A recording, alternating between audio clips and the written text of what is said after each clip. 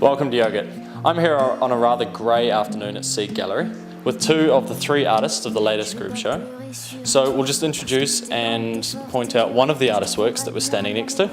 So you are? I'm Natasha. And Kristen. Great. So these are Natasha's works in the show. What sort of inspired you, first of all, to sort of create these works that you did? Obviously it's photography based. Is that most of your work? Yeah, I mean I definitely call myself a photographer. Pretty much all my work is photography, and I mean I'm doing my masters this year, so this work sort of came out of like concepts I was looking at through my masters. And your masters in what? In visual arts. Yeah. Where's that? At AUT. And yourself? Well, basically, I've been really interested in The Tutors, the TV program that's on telly a while ago, and I've always really liked the idea of making these kind of dolls that were, slightly kind of comical and maybe a bit, cute at the same time, but also, maybe you wouldn't want to have them in your bedroom, late at night. So that's what I wanted to do. So I kind of had a definite idea in mind. And Seed Gallery, you guys were both in an exhibition last year together, Group 1. Are you exhibiting here sort of exclusively, or have you been around Auckland? Yep, I am now. Are you? Yes. Yeah. I've been here for a while, and I went to art school with Emma, so we're sort of friends from way back. So. And it's a good response. It's a good place to have the art in Seed Gallery. I think it's a good gallery space for sort of your style of work.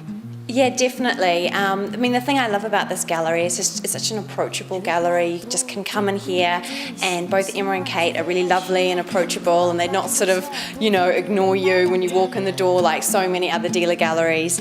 And they show just such a wide range of art as well, which I think is really important. There's kind of something for everybody here. So when, your parents, friends come along, they're more than likely to find something they'd like to buy, as well as, younger people as well. So. Yeah. And what's next? Are you guys, obviously you're finishing your masters, so you're quite busy. But have you guys got other stuff planned here, or what do you guys sort of do next now that you've exhibited this one? Just keep making work. There's the Christmas show, which they always have as a really interesting exhibition where they get lots of artists along to do that, and basically usually you get to make like 10 different artworks, and they're all, you start with the same thing, so a circular round piece of wood, and everyone makes something, so 30 different artists make something along those lines. So I'll probably start working on that, and whenever they start telling us what it's going to be. I'm always making work for that next exhibition. I guess I work quite slowly. Like I usually photograph things that I find, so I'm always kind of having to be on the search for stuff to photograph. It does take me like a whole year to prepare for each show.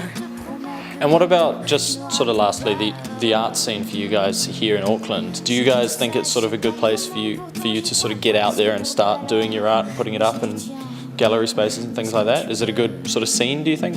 Yeah, I spent a couple of months in New York trying to kind of get my work out there, and I had all this like awesome positive response that just went nowhere. But Auckland is the kind of place where people, they actually back up what they say. They'll be really positive, and then something will come from it, which is cool. That's great. Well, good to meet you both, and hopefully we'll come back and see you again. Thanks so much. Cheers.